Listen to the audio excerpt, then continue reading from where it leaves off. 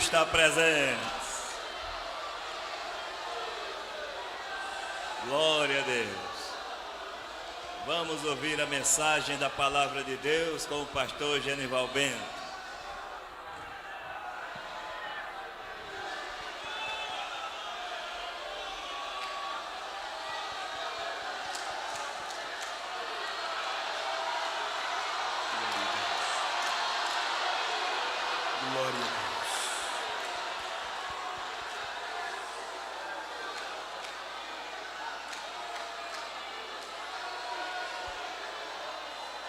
Glória a Deus. Queridos, saúdo a todos com a paz do Senhor. Quero agradecer a Deus pelo privilégio de estar neste dia cooperando, compartilhando, cultuando convosco.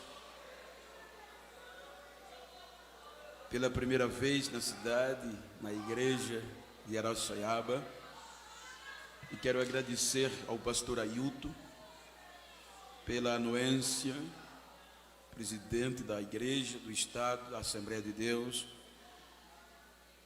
e obviamente ao pastor Ismael, sua família, a este corpo ministerial, à igreja. Muito obrigado. Quero agradecer ao presbítero Samuel, coordenador, e todos que com ele coordenam a juventude, e obviamente a toda a jovenhada.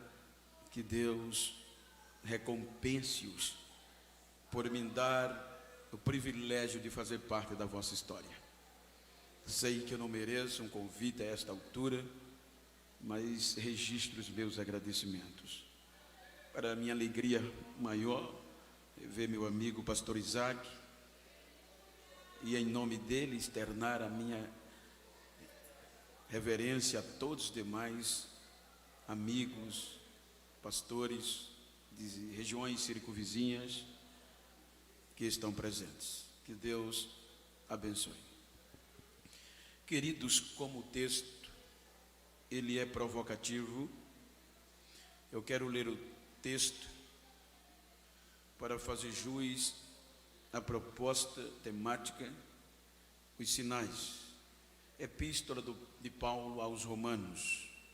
Enquanto os irmãos procuram, louvo a Deus pelo privilégio de ouvir a cantora Ruth. Muito bom ouvi-la, seu esposo.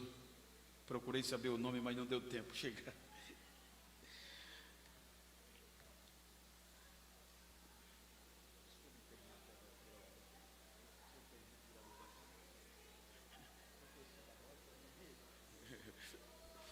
Queridos, epístola do apóstolo São Paulo aos Romanos, com a permissão do pastor, eu vou pegar o microfone, é congresso de jovem, e a meia tem que correr água, né? Capítulo 1, os irmãos conhecem de cor salteado.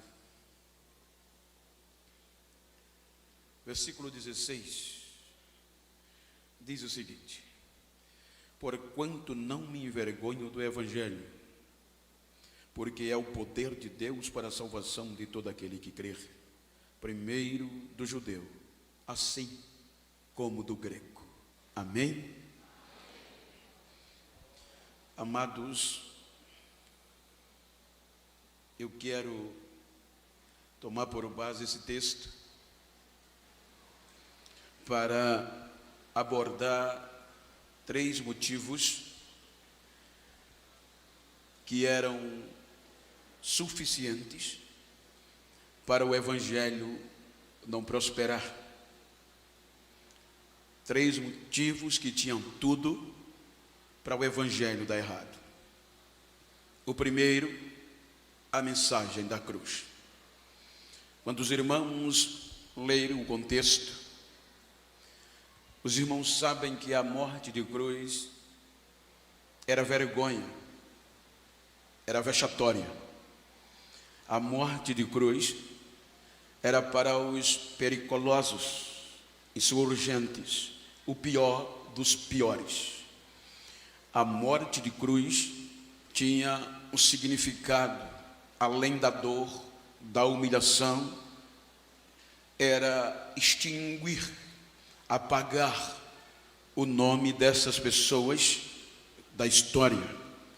A morte de cruz era tão vexatória que, na maioria dos casos, muitos crucificados eram enterrados como indigentes, pois a própria família e os amigos não tinham coragem de se expor para tirar o corpo da cruz, porque o nome e a história daquela pessoa, se algum dia alguém lembrasse, era de forma vexatória e sem probabilidade. Segundo, dentro do próprio contexto da mensagem, os irmãos hão de convir que quando Cristo ressuscitou, os soldados, diz a Bíblia, que enquanto as mulheres que foram testemunhas da ressurreição, com os anjos dizerem-lhes: ele não está mais aqui, mas já ressuscitou. E ele pediu para avisar aos vossos irmãos que ele vai encontrar vocês na Galileia. Então Mateus diz que enquanto as mulheres corriam, os soldados despertaram e correram não para a delegacia, mas para o templo, a sede do judaísmo, e procurando os sacerdotes, contaram-lhes que Jesus havia ressuscitado. Isto provocou uma reunião urgencial com os sacerdotes e os anciões acerca do assunto. Então foi decidido pelo alto poder da religião o seguinte, diz Mateus: pegaram muito dinheiro e deram aos soldados, dizendo-lhes: não espalhem, não contem esta história, muito pelo contrário, digam: enquanto vocês dormiam, vieram os discípulos dele e roubaram-lhe o vosso corpo. E se isto chegar aos ouvidos do governador, nós defenderemos vocês e vocês não vão sofrer nenhuma reprimenda. Escutem a gravidade disso. Isso que o dormir, porque a base do dormir era impossível para um soldado romano, um soldado de elite. Se um soldado desse dormisse em serviço, a cabeça era rolada, ele era digno de morte. Por isso que os sacerdotes pediram-lhe que dissessem enquanto dormia. Então eles sabiam que era tão grave que diz: e se isso o que? O sono chegar aos ouvidos do governador, nós vamos persuadi-lo e vocês não sofrerão. Os soldados aceitaram uma proposta, pegaram o dinheiro e diz Mateus, e isto foi o que foi espalhado em Jerusalém. Imaginem o seguinte: Jerusalém estava lotada, era a festa da Páscoa. Diz a Bíblia, em próprio texto, que cidade de Jerusalém tinha homens piedosos, temente a Deus, de toda a parte do mundo. Ou seja, são cerca de 17 nações, relacionando o costume de Atos, só para os irmãos entender o conceito demográfico de Jerusalém, ou seja, os habitantes de Jerusalém somavam cerca de 25 mil habitantes, mais 5 nas regiões adjacentes. Mas nestes período de Páscoa, de Pentecoste, eram mais de 120. Imagine o tanto que a cidade ficava abarrotada. Então a notícia da mensagem que Jesus que saiu não é a que a gente prega hoje, mas a princípio era uma mentira. O que o mundo ouviu através da religião, do judaísmo e das pessoas que ali estavam, era que Jesus continuava morto. Esta mensagem era o que bombou, o que se espalhou em toda a região. Agora imagina, primeiro ponto, era impossível esta mensagem ser revertida. Segundo ponto, a insignificância dos mensageiros. Os irmãos percebam que além da mensagem ser de uma forma que Jesus não estava vivo, a deficiência dos mensageiros na ótica da religião. Agora você vai perceber, de um lado, a religião, o judaísmo, com a base da mentira, sustentou o judaísmo, apoiado, agregado com o poder político e o poder econômico. Do outro lado, os mensageiros do evangelho, insignificantes, tendo em vista, só para os irmãos ter uma pálida ideia, na época, os irmãos hão de perceber que uma criança judia, ela começava a estudar desde os 5 anos de idade a 6. Com 10 anos, ela já tinha a lei decorada, a Torá. Com 12 anos, ela ia ser sabatinada pelos escribas, pelos mestres da lei.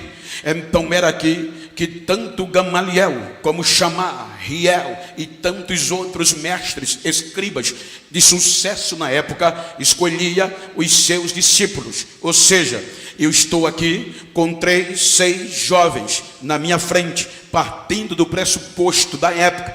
12 anos, eles já tinham a lei decorada. Então, eu chamava o primeiro, sentava na minha frente, eu era o mestre, e eu tinha que escolher novos discípulos, para que eles pudessem disseminar a minha mensagem, a minha tese, após a minha ida, a minha morte ou a minha aposentadoria. Eram eles que iriam continuar com o que eu ensinei. Então, na cultura, eu o chamava. Quando eu chamava, sentava-o na minha frente e ia fazer pergunta acerca da lei. Na medida que ele fosse respondendo, eu ia medindo o poder intelectual dele. Portanto, estes eu aceitava. A partir dos 14 anos a 15, só continuavam a estudar os melhores dentre os melhores. Aqui tem 6, partindo do pressuposto que 2 passou na minha avaliação.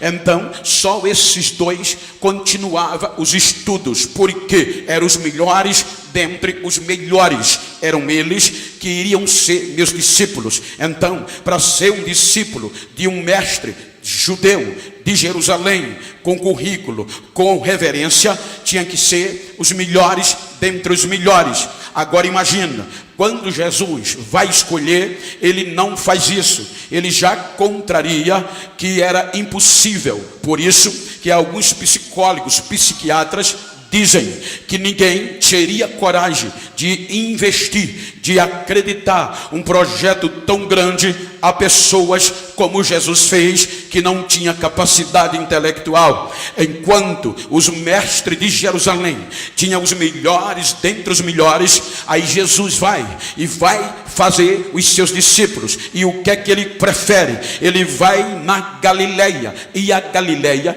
os irmãos sabem que é norte da Palestina. E desde a divisão do reino com Salomão, que havia uma rixa entre os judeus e os galileus acerca da fé. Por quê? Porque a Galileia é fronteira com a Sírio-Fenícia. A Sírio-Fenícia é pagã. Então havia um conceito mútuo de habitação. Os sírios habitavam na Galileia e Galileu habitava na Síria por ser fronteira. Então o sul dizia que os galileus não tinham autoridade, nem fé, nem pureza suficiente para ser discípulo, para ser alguém, até mesmo para entrar no templo em Jerusalém. Daí vem o ditado: pode vir alguma coisa boa da Galileia ou de Nazaré. Era um contexto comum. Eles não acreditavam que ninguém de vulto surgisse desta região, principalmente no domínio da fé. Aí vem Jesus pregar o seu evangelho do reino. Evangelho é o ensino, o conjunto dos ensinos de Jesus, o evangelho de Cristo. Aí ele vai escolher não pelo currículo, não pelo diploma, não pelo grau escolar. Enquanto os mestres escolhiam os melhores dentre os melhores, ele vai na Galileia e escolhe pescadores, roceiro, caipira, que não tinha nenhuma possibilidade de ser alguém. Isso já era uma improbabilidade do evangelho dar certo. Só que enquanto os mestres de Jerusalém olhavam a estrutura intelectual, Jesus vai observar o que eles não viam no Galileu. Os discípulos de Jerusalém tinham classe, tinha estilo, jejuava, orava, mas aprendia o que os seus mestres ensinavam, a corrupção da lei. Então, os discípulos de Jesus, lá da Galileia, só um que não era, porém, Flávio Josefo diz que eles tinham tudo que o evangelho de Jesus precisava, porque o evangelho dos discípulos que eram de Jerusalém era só de aparência, não tinha transformação por dentro. Lembra que Jesus disse aos mestres, os escribas: vocês estão como um sepulcro apodrecido, por fora são bonitinhos, mas dentro só tem carniça. Aí Jesus vai lá na Galileia e escolhe estes improváveis, insignificantes, mas Josefo diz que eles tinham tudo que o evangelho queria. Primeiro, eram laboriosos, eram trabalhadores, ou seja, eles eram na maioria pescadores. Vejam, eles não tinham medo do vento, não tinham medo de tempestade, no sol, no frio, na chuva, no calor. Eles estavam acostumados com o difícil,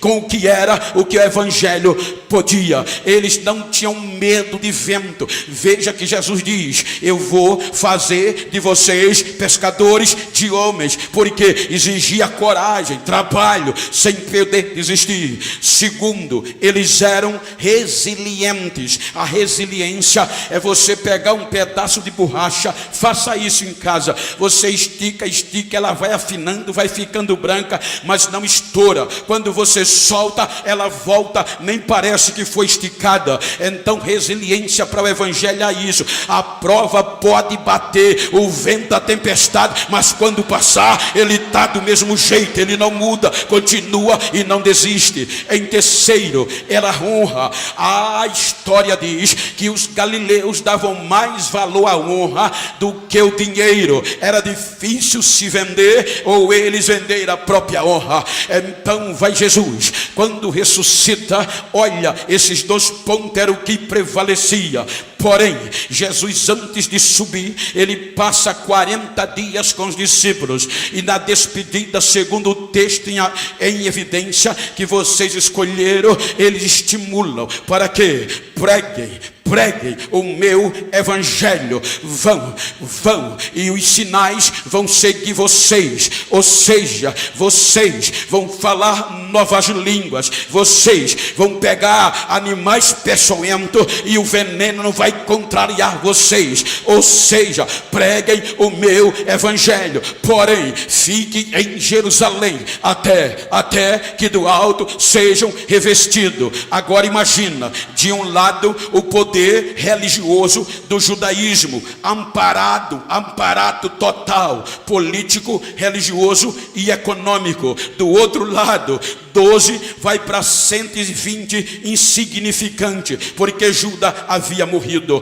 Agora, completando os dias da espera, 10 dias de aflição, 10 dias sem Jesus, eles estão esperando a descida do Espírito Santo. Até aqui, o que prevalecia era mentira. O evangelho é uma mentira. Jesus está morto, está escrito, está na Bíblia. Então, no dia do Pentecostes, 50 dias após a Páscoa, o Espírito vem e enche 120 crentes aproximadamente. Aí Atos, Lucas diz que houve um estrondo, um barulho, houve um movimento sobrenatural, aonde os 120 estava como se fosse uma rajada de relâmpago misturada com trovões. Então assustou, e quem estava ainda em Jerusalém pela ocasião da festa do Pentecoste, estas mesmas pessoas que estavam na festa da Páscoa,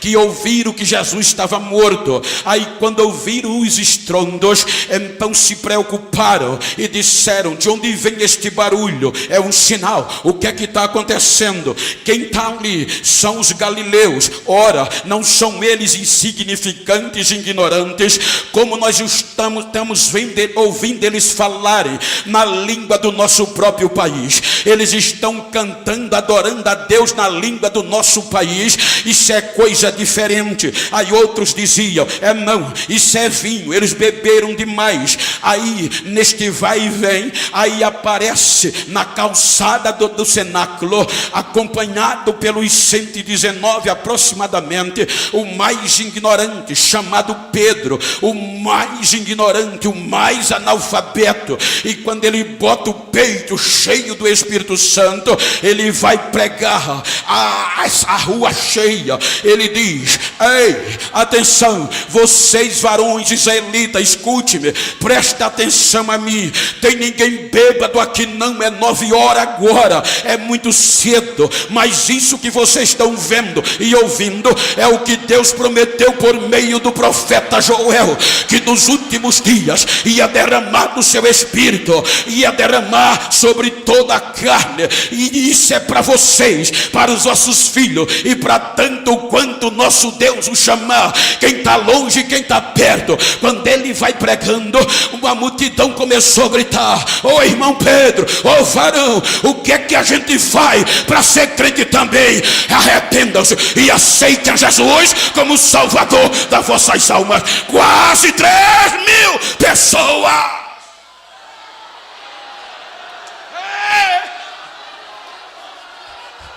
aceitaram o Evangelho. Não perturbou. Você vai ver que isso não foi o suficiente para abalar o judaísmo. Poucos dias depois,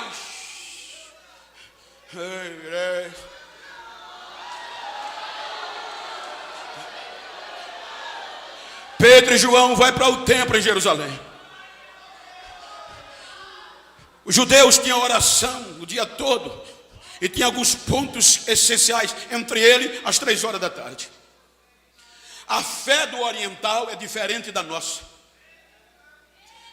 Eles dão a vida pelo que crê. Você pode ver, eles se explodem em nome da fé. Esses dias eu estava pregando antes da pandemia na Bélgica, num congresso. E era o mês de junho, Ramadã.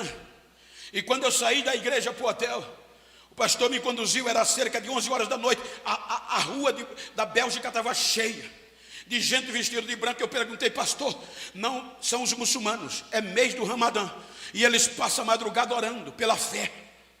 Isso era comum. E mesmo como era um período de oração, o templo em Jerusalém enchia a topar. Só que só entrava os perfeitos. E havia um homem que há muito tempo estava naquela porta chamada Formosa, pedindo esmola, e não tinha direito de entrar, nem adorar, porque era coxo. O coitado já andava talvez com um hino no bolso, dizendo: um dia vão me deixar entrar.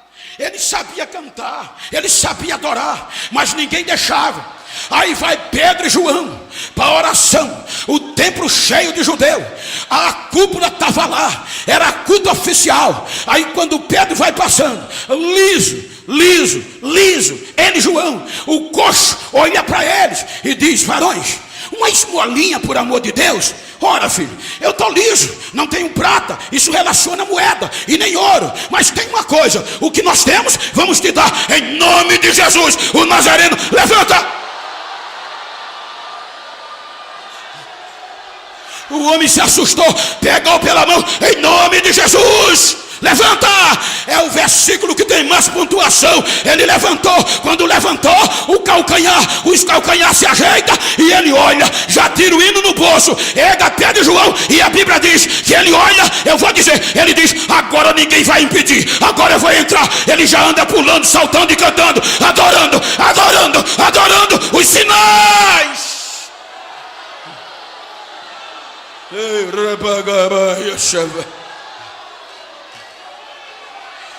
E a Bíblia diz que ele não parou, ele movimentou, ele sacudiu o templo entre Jerusalém. E a Bíblia diz, enquanto ele adorava, ele cantava, Pedro e João pregavam, e o número foi para quase 5.000 crentes em Jerusalém. O culto virou pentecostal.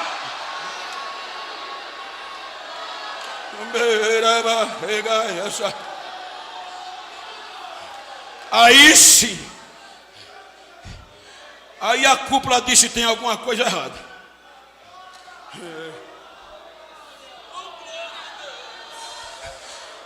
Chama o chefe dos soldados, deixam lá uma reunião de caráter urgencial de novo. E agora só era o top, ou os tops do judaísmo: sumo sacerdote, autoridade máxima, sacerdote, Alexandre, família influentes do sumo sacerdote. Aí alguns deles olhavam e diziam, o terrível do homem ainda está pulando lá embaixo. Aí eu olhava para o outro e disseram, esses homens estiveram com esse Jesus, não é possível. Chame eles. Chamaram-lhes.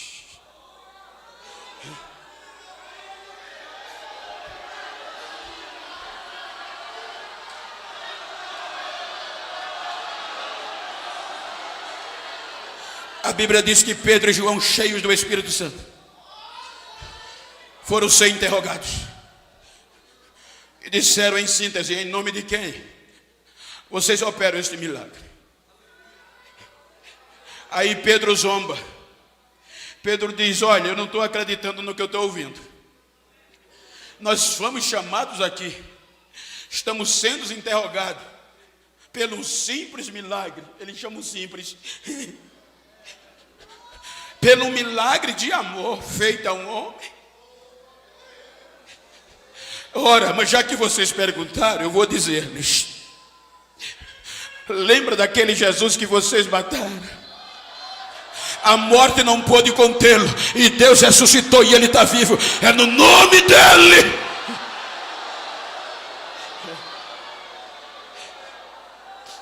Aí discutiram.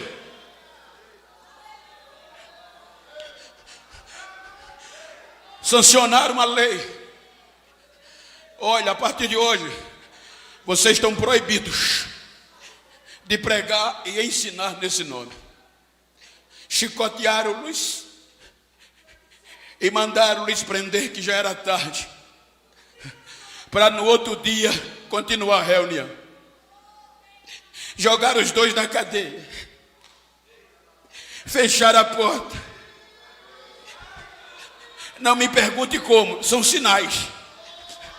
O anjo vai lá, tira Pedro e João da cadeia. Enquanto eles dormiam, preparava a pauta para o outro dia, Pedro e João estavam saindo da cadeia. Aí a Bíblia diz em Atos que na manhã seguinte, logo cedo, Pedro e João já estavam no pátio do templo pregando o evangelho do Senhor Jesus. Aí um dedo duro voltou e foi dizer, aqueles homens que vocês prenderam, eles já estão no pátio do templo pregando o evangelho de Jesus. Mas como? Chama, traz eles aqui. Foram, trouxeram-lhes, e quando chegaram, disseram-lhe, ora, a gente não proibiu vocês de pregar nesse nome e ensinar. Aí Pedro diz, cabe a nós primeiro obedecer a Deus, depois a gente vai obedecer às autoridades, mas primeiro Deus. Aí o doutor Gamaliel, o top dos tops, tomou a palavra e disse, gente, tira esses homens daqui por um instante. Tiraram Pedro e João da reunião, trancaram numa sala, e começaram a discutir. Aí Gamaliel disse: olha, gente, para a cúpula, é melhor vocês deixar esses homens quietos. Porque vocês lembram, disse Gamaliel, está em Atos, que há algum tempo atrás apareceu um homem chamado Teudas, pregando um evangelho, e juntou 400 homens e fez um saceiro, mas ele morreu e a obra dele acabou. Recentemente, disse ele, surgiu um galileu chamado Judas, fez a mesma coisa. Agora eu quero dar um conselho a vocês: deixem esses homens em paz, porque se essa obra for de homem, ela vai acabar. Mas se for de Deus, vocês estão fritos. Se for de Deus, vocês vão ser chamados contendedores contra Deus, e vocês não vão ter sucesso. A Bíblia diz que tiraram Pedro e João e mandaram eles embora. Vão embora, em paz. Aí ninguém sustentou mais. A Bíblia diz que todos os dias eles pregavam e os sinais iam atrás. Aí eu acho lindo os milagres, batismo, milagre. Não, os crentes não iam mudando de igreja em igreja atrás de profeta de milagre, não. Eram os crentes correndo e os sinais indo atrás. Eu vou te pegar, eu vou te pegar. Era eles andando e os sinais seguindo. São segue quem vem atrás. E todos os dias o Senhor acrescentava o número de quem ia ser salvo. Aí disseram: mas não é possível, são insignificantes, eles não têm estudos, como é que pode? Fizeram uma reunião e chamaram os gabaritos, os teólogos e doutores, os escribas. O que é que a gente faz? Eles são ignorantes. Então vamos fazer o seguinte: temos que parar essa raça aí, esse povo. Eles não conhecem lei, são malditos. A lei de Moisés eles não contam. Então vamos pegá-lo pela lei. E o que é que a gente faz? Aí Gamaliel fica de pé e disse: o problema foi esse, não tem mais. Por quê? Eu tenho o melhor entre os melhores. Um jovem chamado Saulo. É o cara.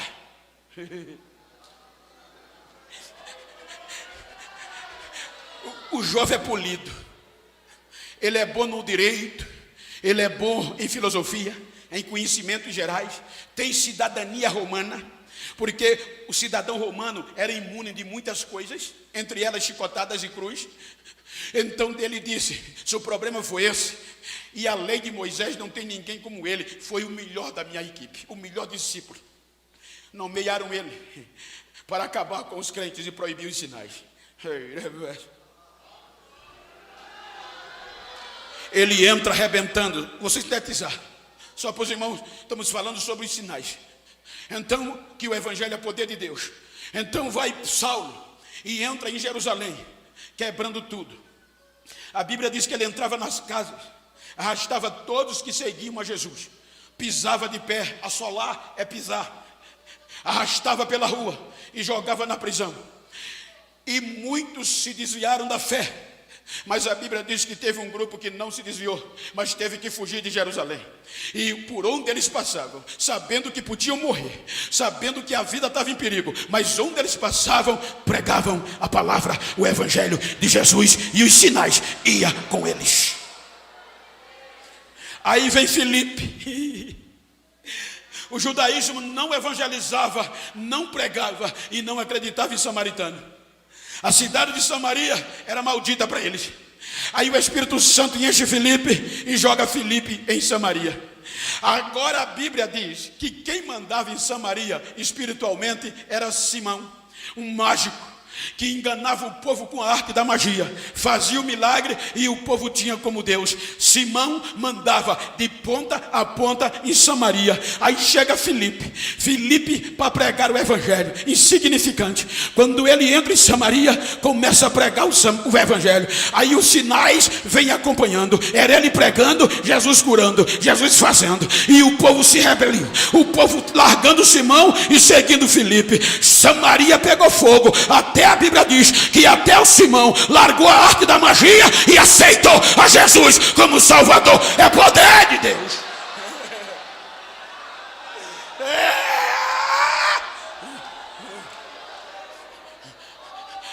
Aí lembra que eu falei da honra? Samaria se agitou. Aí a notícia chegou em Jerusalém. A Bíblia diz que exceto os apóstolos, mas os irmãos fugiram de Jerusalém. Isso quer dizer que Jerusalém ficou sem oferta.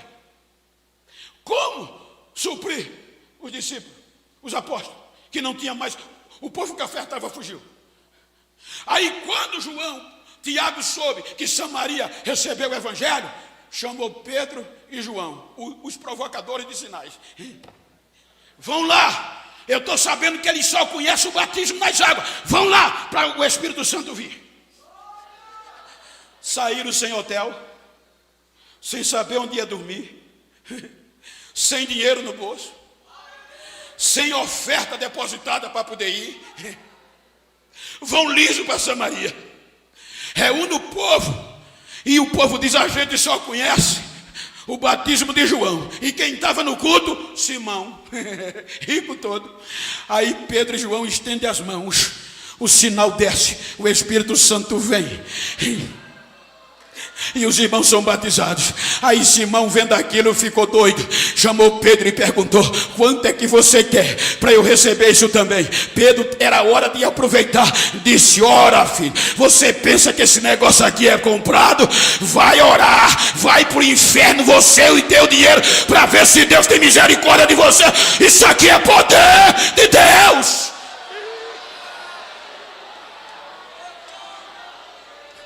O evangelho pega Damasco. Damasco é incendiado pelo poder do evangelho. Aí a notícia chega em Jerusalém. Samaria não ligaram, disseram: são malditos. Mas Damasco sim. Aí doutor Saulo, respirando ameaça de morte, com soldados, disse: eu vou lá. Se eles não voltarem, não desistir, eu trago preso. Quem não desistir, eu mato. Gente, Saulo era tão importante que ele fazia parte do mais alto nível da jurisdição do judaísmo, no Sinédrio. Porque só votava quem fazia parte do Sinédrio. E a Bíblia diz que ele votava quando uma pessoa tinha que morrer ou não. Ele era top. Aí a Bíblia diz que ele foi para matar, respirando ameaça de morte. Quando ele vai chegando perto de Damasco, eu acho lindo, ao meio-dia, está lá, não é por à toa, ao meio-dia, é a hora que o sol tem a sua maior explosão, independente do continente. Ele chega a atingir 2 milhões de graus Celsius. É muita glória para um sol. Aí a Bíblia diz que da céu do céu um brilho que brilhava mais do que o sol. Dá para você entender quem é o seu Jesus? O doutor cai, os soldados caem, e ele só tem o direito de dizer: quem tu és? Eu sou Jesus, a quem você persegue agora.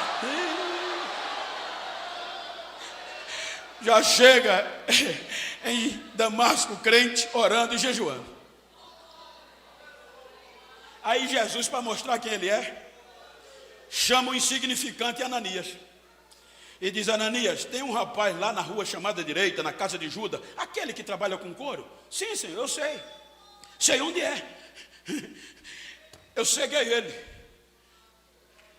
E eu quero que você vá lá orar por ele, para ele restaurar a visão e ser cheio do Espírito. O insignificante. O doutor odiava esse povo. Como é o nome dele, senhor? Me dá, fica mais fácil. É Saulo, misericórdia. Esse homem é cruel, eu estou sabendo que ele... Não, ele era, eu já quebrei ele no meio. Ele agora é um vaso nas minhas mãos. Vai lá. O bonito é que quando ele chega lá, ele não entra com protocolo: pai do senhor, doutor Saulo. Não. Ele já vai insignificante, mas cheio. Ô irmão Saulo. O Jesus que te apareceu lá no caminho, aquele mesmo que chegou você, mandou eu vir aqui para orar por você e você ser cheio. Ele estende a mão: receba cura, receba poder. Aí o doutor é curado e é cheio do Espírito Santo. Sinais.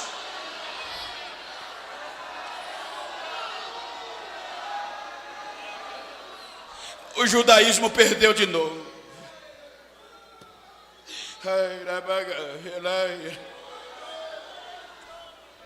Em síntese, ele podia aproveitar. Qual era a igreja que não queria um jovem daquele como dirigente de jovem?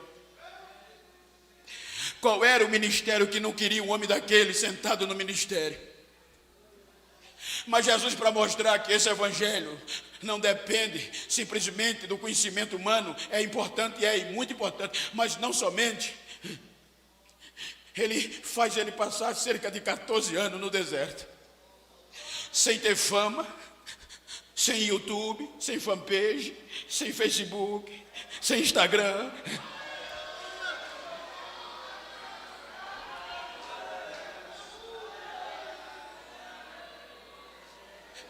O silêncio de Deus não matou ele. Ele não desistiu, porque Deus não abriu agenda. Capítulo 13, ele já aparece orando e jejuando em Antioquia da Síria e profetizando. Aí o Espírito diz: agora é hora de invadir o mundo. E ele com Barnabé e a comitiva parte pelo Oriente Médio, região de Chipre, Pafos, Antioquia da Pisídia, e vão parar a primeira viagem na região licaônica, em Cônio, Listra e Derbe. Que evangelho é esse, gente?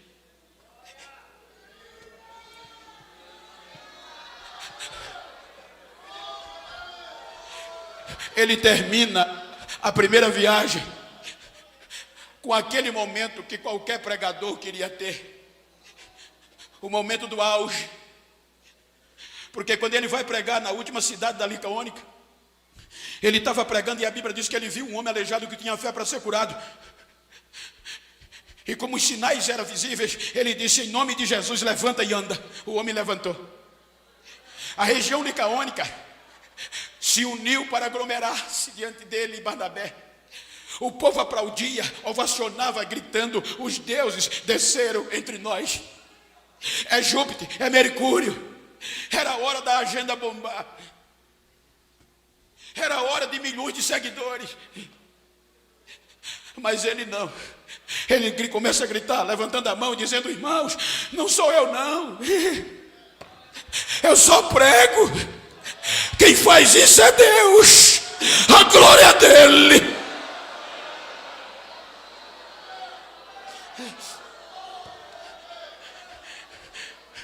Em vez agora de aplausos, chicotadas. A Bíblia diz que bateram tanto nele, até pensar que ele tinha morrido. Quando disseram: morreu, respira mais não, arrastaram e jogaram fora da cidade. Os irmãos souberam, ainda mataram Paulo. Quando foram pegar o cadáver, ele ainda respirava. Curaram. Capítulo 15, vem para a reunião, ainda ferido. Capítulo 16 de Atos, ele vai fazer a segunda viagem. Como ter coragem? Ele faz a segunda viagem, passando pelo mesmo caminho que apanhou, para fortalecer os irmãos e dizer o que foi decidido em Jerusalém.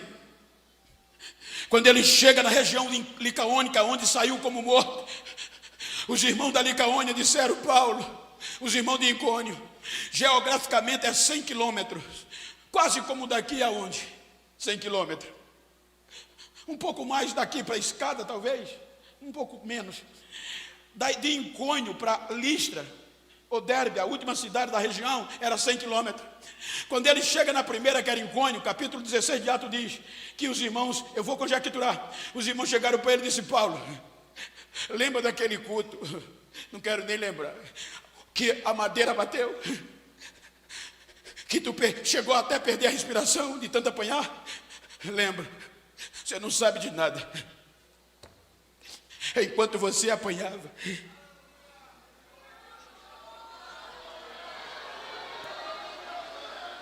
e não é que Deus pegou o jovem, encheu o coração de Timóteo.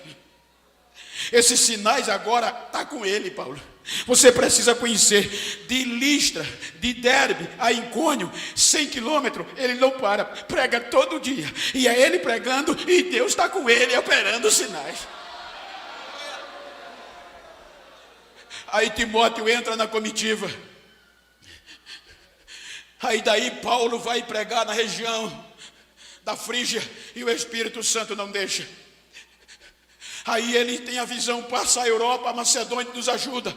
Ele entende que é Deus. Pega Timóteo, pega a comitiva e parte para a Macedônia. A Bíblia diz que a primeira cidade importante que eles pregam é Filipe.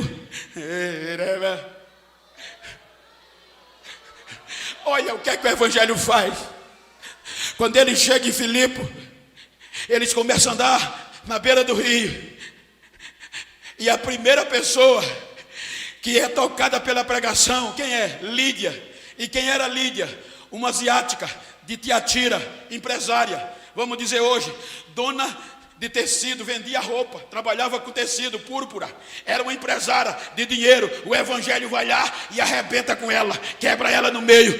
Aí naquela mesma passagem a Bíblia diz que uma moça endemoniada, escrava, que nem nome tem, um troço, que era dominada pelo demônio, conhecida por dar lucro pela adivinhação, nem nome ela tem, não valia nada a não ser para os que ganhavam em cima dela. Aí quem era ela? Uma grega. Aí o evangelho vai lá e Paulo diz: em nome de Jesus seja liberta. Ela é liberta e é crente em nome de Jesus. O evangelho salva judeu, salva asiático e salva grego. Por conta disso, joga ele e Silas na prisão. Eles cantam meia-noite e a prisão é derrubada, e o evangelho pega o carcereiro. Quem era o carcereiro? Um romano bem empregado. O evangelho é poder, é judeu, é grego, é romano, é asiático, pernambucano, alagoano, é poder de Deus.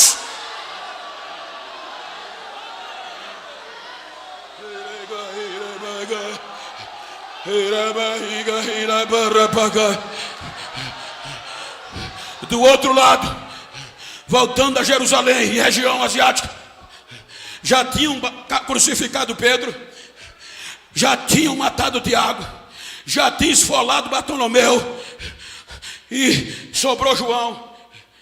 Aí João começa escrevendo: filhinhos, é já a última hora. E jovens, vocês são fortes, vocês já venceram o Malique. Prende-o, tem que parar. Jogaram num tacho de fogo, vai morrer queimado. Jogam dentro, o azeite ferve com fogo. Quando vão olhar, nem um fio de cabelo foi queimado. Sinais. Tiraram-lhe, mas vamos parar, ele não pode pregar essa mensagem, é insignificante. O que é que ele tem no currículo? Pescador.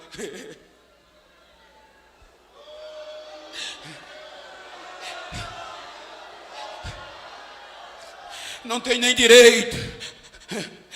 Advogado, joga ele na prisão lá em Pátimo. E jogaram-lhe em Pátimo para quebrar pedra.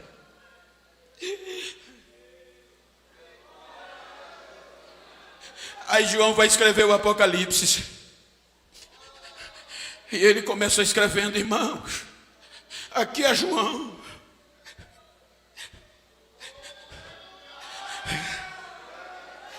Está preso na ilha de Pátimo pelo único crime, por pregar o evangelho de Jesus.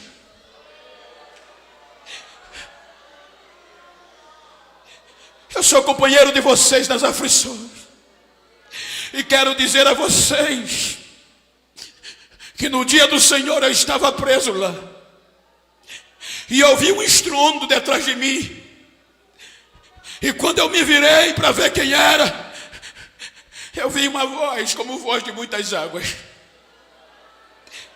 E quando eu olhei, eu vi um ser semelhante ao Filho do Homem. Os seus olhos brilhavam como fogo, o seu cabelo era branco como a branca lã, os seus pés brilhavam como latão tirado da fornalha, o seu veste era resplandecente e tinha um cinto de couro em volta e escrito: Rei dos Reis e Senhor dos Senhores.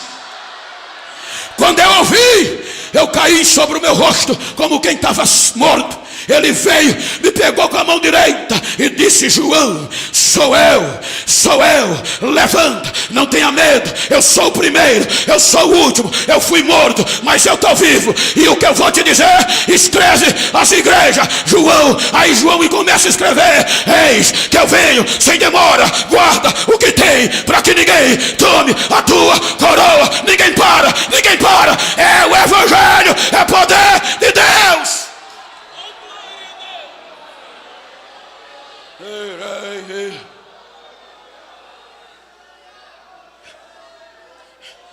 Tiram Paulo da prisão. Olha o que ele aproveita. Olha como é bom também ter conhecimento. Os juízes disseram: manda eles embora. Aí Paulo diz ao mensageiro: não é assim não. Eles nos jogaram na prisão sem nem nos ouvir, querem que a gente vá assim. Diga para eles que eu sou romano, eu e Silas somos cidadãos romanos. E um cidadão romano era imune de levar chicotada e de ser crucificado por ter cidadania. Quando os juízes souberam, tiveram que ir lá pedir perdão e desculpa, e por favor, saia da nossa cidade. Aí eles vão pregar o evangelho aonde tinha mais probabilidade de não dar certo, na região mais contundente da Grécia. Eles vão pregar em Tessalônica, vai pregar em Bereia, em Atenas. Quando ele chega, não perdia tempo não, gente. Quando ele chega em Atenas, vai pregar o Deus desconhecido. Diz a história que aquele altar não estava ali por acaso. É que um tempo antes de Cristo teve uma febre, uma epidemia forte que matou muita gente em Atenas, na Grécia. Aí invocaram todos os deuses da mitologia e nenhum sinal apareceu. Cada dia ia matando mais gente. Aí invocaram ao Deus desconhecido, e o Deus desconhecido mandou a praga embora. Aí levantaram um altar ao Deus desconhecido, ao Deus que a gente não conhece. Aí Paulo chega lá, vê o altar desconhecido e começa a pregar. Mas você está... Não, eu estou pregando ao Deus que vocês não conhecem, e eu vou apresentar ele a vocês. E a Antena formou uma igreja. Aí ele vai para Corinto. Pregar em Corinto não era fácil. Corinto era muito famosa porque tinha o istmo, o canal, que todas as cargas importantes, valiosas, que saía do Oriente para o Ocidente, ou do Ocidente para o Oriente, passava ali. Então a cidade era famosa demais, era um polo, e lá era homens livres, e a Grécia era o berço da democracia, da civilização. Pregar o Jesus crucificado para um grego era loucura, porque os gregos, com a crença e a sabedoria que eles tinham, eles diziam: mas como é que pode vocês pregar um homem que foi crucificado e dizer que ele está vivo? Vocês estão loucos. Só que a cidade de Corinto recebe uma igreja. Aí quando a cidade de Corinto quis ser abafada, aí a mensagem vem de Paulo: o evangelho de Jesus é loucura para quem está perecendo, mas para nós que somos salvos é o poder de Deus. O primeiro século não foi fácil. Cidades inteiras foram devastadas, porque eram cristãos. O quarto século veio a hora quando o cristianismo se tornou a religião principal do Império Romano. Mas a corrupção entrou e os verdadeiros adoradores e cristãos não aceitaram. Aí vieram os dogmas. E por conta dos dogmas, muitos jovens como vocês foram dilacerados. Muitas moças e mulheres como vocês dilaceradas, porque não negavam a fé. Os representantes da religião mandavam prendê-los, e eles colocavam ele em balcões, deitavam, amarravam uma engrenagem nos pés e outra nas mãos, e começava a rodar. Jovem que deslocava o joelho, quebrava a clavícula. A história do cristianismo diz que muitos deles cresciam 20 centímetros, mas o algoz gritava, vai desistir, e eles do sangue na dor gritavam, vocês estão quebrando a gente, mas o que está dentro de nós vocês não podem arrancar, tem uma chama aqui dentro. Pegava as moças, prendia alicates no seio delas e espremia. Se vocês não desistir, a gente arranca os peitos de vocês. O peito estourava e elas gritavam, vocês estão arrancando os nossos peitos, mas com peito ou sem peito, a gente vai pregar a mensagem do nosso Jesus. E Jesus fazia milagre. Século 13, 1229. A religião diz, tira a Bíblia de circulação. Eles não podem ler a Bíblia. Aí Deus levanta John Hus, o ganso, e ele vai começar a escrever literatura da região boêmia de Alemanha. E aí descobrem e vão pedir para ele se retratar. Ele tem que se retratar. Esse evangelho, só quem pode ler é o clero, o alto clero, leigo não pode. Mas aí ele começou a escrever literatura. Aí ameaçaram, ou você para, ou a gente queima você com as suas literaturas. Não posso parar. Aí queimam ele numa estaca. Era queimando e ele gritando, vocês estão queimando o Hans, que é ganso no original, mas Deus vai levantar cisne, e o cisne é mais valente e voa mais longe, e vocês não vão parar este evangelho. Século 16, 1545, vem as indulgências plenárias e parciais para parar o evangelho. Não para. Deus levanta Martinho Lutero. Século 17, aparece o ícone do liberalismo, Ludolf Bultmann, o ícone do liberalismo liberal. Então ele veio tirar o que você estava ensaiando hoje, a veracidade da Bíblia. Ele veio com o iluminismo, tirando a veracidade, dizendo que Deus não interfere na história do homem. Ele dizia que daquilo que é o nosso credo, crê em Deus Pai Todo-Poderoso, crê em Jesus seu Filho, nascido da Virgem Maria, foi e sofreu na monte de Pôncio Pilato, morreu e foi ressuscitado pelos nossos pecados, e ele vai voltar. Ele dizia que disso aí, o que era correto era só que ele padeceu na mão de Pôncio Pilatos. Ele dizia que o pregar que Jesus era vivo, e essa história dos sinais não era verídico, isto era o querigma, o poder da pregação. Como se diz hoje, alguém diz Elvis Presley é vivo, a Michael Jackson é vivo, a Ayrton Senna está vivo. Até tem esse provérbio, até tem, mas a diferença deles para Jesus é que a túmula dele, o resto ainda está lá. A de Jesus não, está vazia, ele não está mais lá. A diferença é que o Wesley, é que o Michael não batiza, o Ailton não cura, o Elvis não salva, mas o meu Jesus, ele ainda cura, ele ainda salva, ele ainda batiza, e vai voltar, e vai voltar.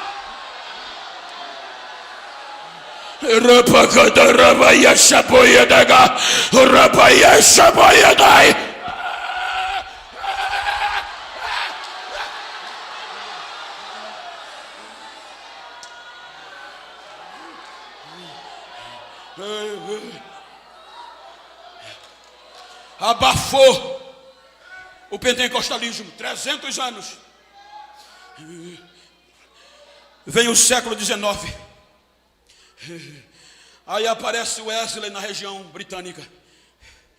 O evangelho sacudiu a Inglaterra de uma forma tão grande que a rainha dizia que tinha mais medo de um crente de joelho do que todo o seu exército armado. E alguém foi perguntar a Wesley o que ele tinha para atrair tantas pessoas. Ele disse: primeiro, eu me lanço nas chamas, e o povo só vem me ver e pega fogo. Aí Deus levanta o mudem, o engraxate, insignificante, e começa os sinais, sacudir as pessoas aceitando Jesus. E os catedráticos não entendiam. que é que esse homem tem? Aí foram para um culto, e naquele culto Jesus salvou, batizou, curou. Aí quando terminou, eles ficaram esperando o mudo em descer. Aí quando o mudo desceu, eles tremendo disseram: agora a gente sabe que você é um homem de Deus, porque se fosse depender do teu sermão, esses milagres não aconteciam. Agora a gente quer aceitar esse Jesus, que sabe que esse evangelho é poder de Deus, é poder de Deus. Século 20, início 1904, o esfriamento tomou conta, não tinha mais sinais acontecendo, não tinha mais culto pentecostais, a Europa esfriou. Aí um adolescente de 13 anos chamado Evan Robert procurou o pastor e disse: pastor, eu quero ser cheio do Espírito Santo. O pastor disse: vá orar, meu filho, e peça a Deus. Ele fez um propósito e começou a orar com 13 anos. Com 26 anos, o Espírito Santo veio e foi derramado. E o negócio melhorou. Se tornou um dos maiores avivamentos da história pentecostal. Aonde aquele jovem chegava para pregar, para fazer culto, o povo só sabia a hora que ia começar, mas ninguém sabia a hora que ia terminar. Porque Jesus batizava, salvava. Em um ano, quase 100 mil pessoas foi sacudida no país de Gales, na Europa.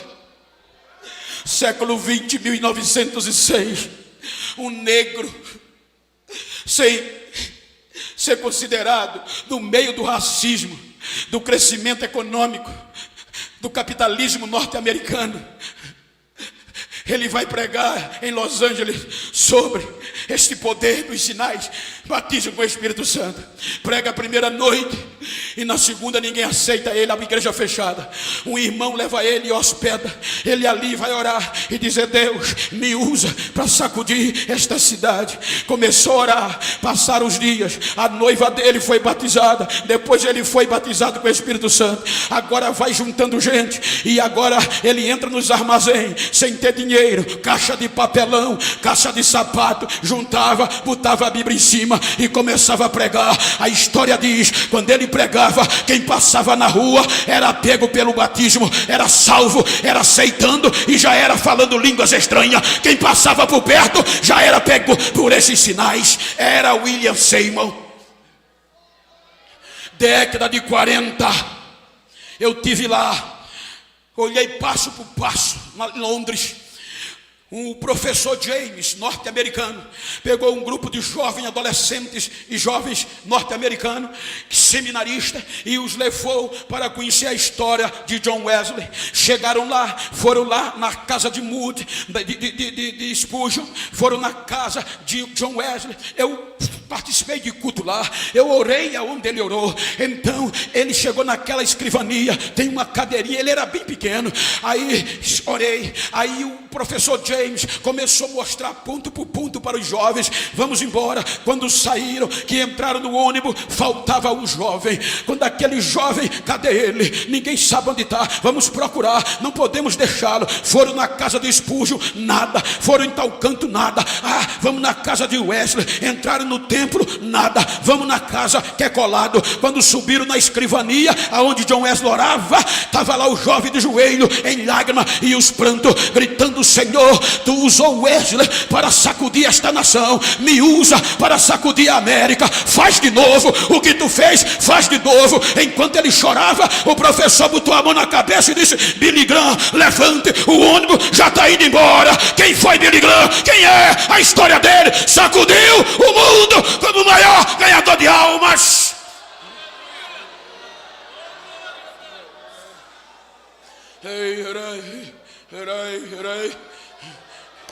Século 20, 1910.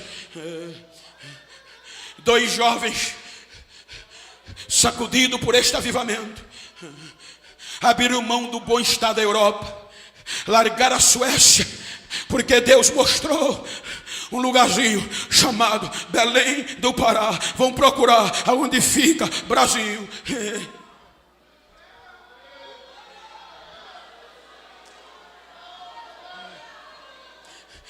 Daniel Berg, Gunavim, Gripison no Brasil.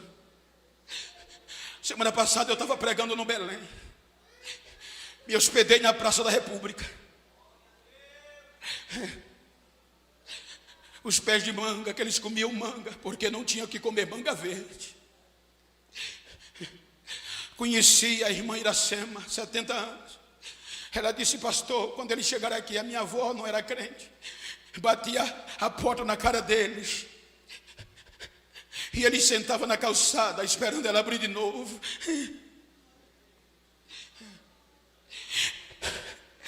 Segunda-feira eu estava pregando em Santa Isabel, Pará. Disseram que quando eles chegaram lá, a religião, disseram aqui, o evangelho, esse evangelho de vocês não entra não. Ele voltou de pé pela linha do trem, mas ele insistiu no mesmo mês. Vai lá para ver o tamanho da igreja que está. Completou 107 anos agora.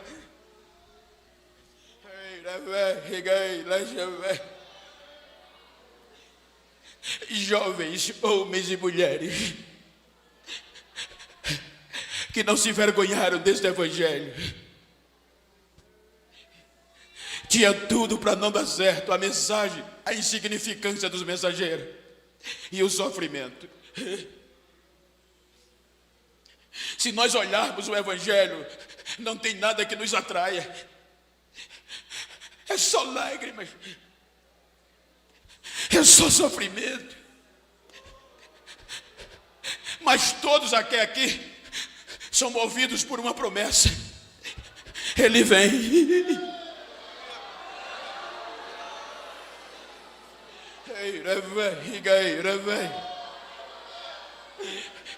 Homens e mulheres que não tinham direito de enterrar seus filhos em cemitério porque eram crentes.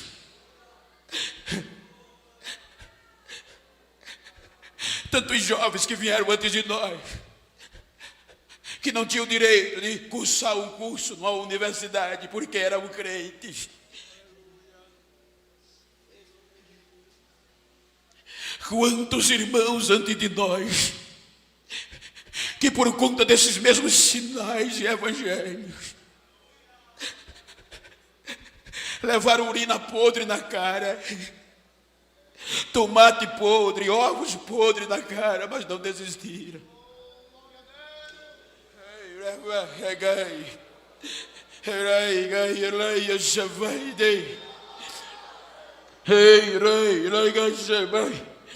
Quantos não desistiram?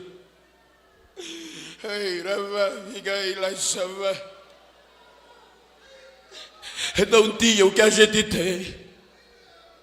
Hoje se briga para quem prega mais. Hoje se briga muito para quem tem mais seguidores. Hoje se briga muito para quem tem mais agenda, quem vai fazer mais sucesso. Hoje se briga muito por glamour. Mas o evangelho de Cristo não é glamour, é poder de Deus. Enquanto se estão brigando por glamour, enquanto nós estamos ficando mais sabidos, achando que sabemos, os sinais estão desaparecendo. Nós não estamos vendo mais batismos como antes. Nós já não estamos vendo culto mais como antes.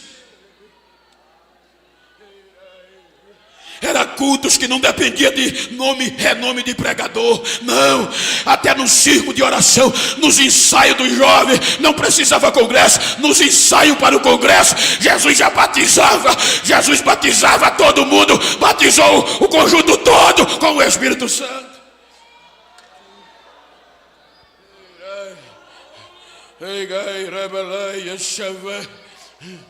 Olha para quem está ao teu lado e chegou o século 21. Mas fala com vida, chegou o século 21. Diga para ele: agora é a nossa hora, é a nossa vez.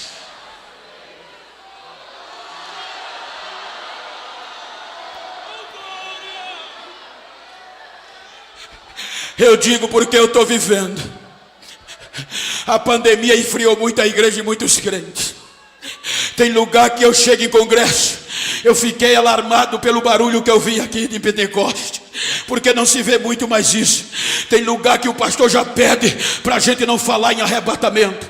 Tem lugar que o pastor já pede para a gente diminuir o rojão, para o povo não se emocionar, porque diz: pastor, o povo está sensível, não pode pregar muito forte para o povo não deixar a igreja. A gente nem está falando mais em línguas estranhas para não assustar, mas eu louvo a Deus que no dia 21 de novembro de 2021 eu estou na joviada, eu estou na joviada, eu estou na igreja pentecostal. A joviada ainda pega fogo, ainda fala língua. Deixa eu ouvir, adora!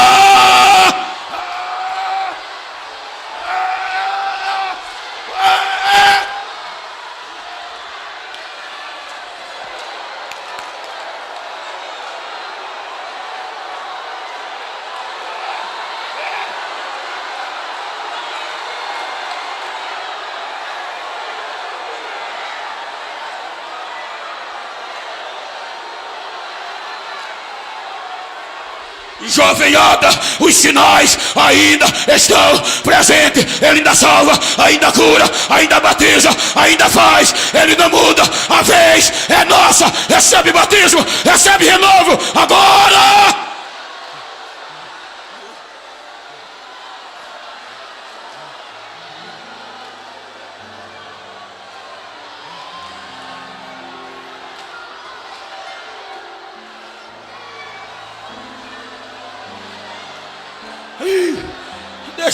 Deixa eu ouvir. Eu estava com saudade, deixa eu ouvir. Batiza, Jesus. Faz de novo, Jesus, faz de novo.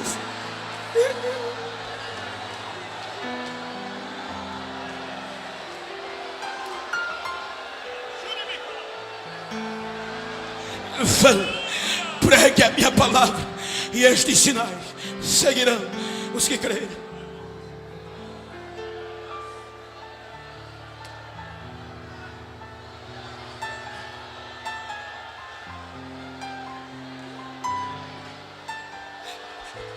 A igreja primitiva viveu os sinais. Século 21 é a nossa hora. Olha para esse crente que está ao teu lado e diga: é a nossa hora de viver os sinais. Vou viver vivendo os sinais, vivendo os sinais. Ele ainda faz, ele ainda faz, ele ainda faz, ele ainda faz.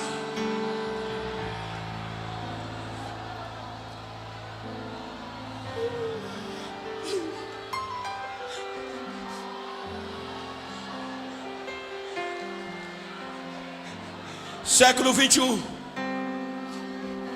salvo engano, 2016 a 17, a maior revista de circulação periódica do Brasil reservou 4 páginas para detonar o evangelho, os evangélicos. A revista mais lida no Brasil, o editor publicou que nós somos fascistas, nós evangélicos. Ele dizia que os evangélicos são formados de pessoas insignificantes, brasileiros, pobres, da marginalidade da sociedade. Ele disse que os evangélicos eram culpados da crise brasileira, era um povinho que não valia nada. Ele tirou o couro da gente, mas para terminar, ele disse: eu tenho raiva desse povo, e o que eu tenho mais raiva deles é que ninguém consegue tirar essa chama que eles têm. É Deus, é que o evangelho é poder de Deus, é poder de Deus, é poder de Deus.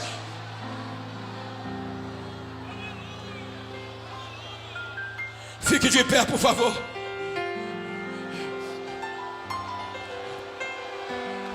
Pastor Ismael, com a sua anuência, me permita, sou assembleano, não tenho inovações, mas se você puder virar para esse jovem que está do seu lado, para esse irmão, se for íntimo do mesmo sexo, assim como eu estou com Samuel, me ajuda aqui, Samuel, vira assim para ele, olha para mim não, olha para ele, se você pode, mas olha para ele com vida, e diga a ele: não estou nem aí, quero nem saber como você chegou no Jovenhada desse ano. Quero saber como você vai sair. Diga: vou sair pegando fogo, vivendo os sinais. Diga-me, faz um favor. Se a partir de hoje tu encontrar algum besta por aí que pensou que eu ia desistir, que pensou que eu estava frio, dá um recado a ele: eu não me envergonho do Evangelho de Cristo. É poder, é poder, é poder, é poder, é poder. Abraça ele.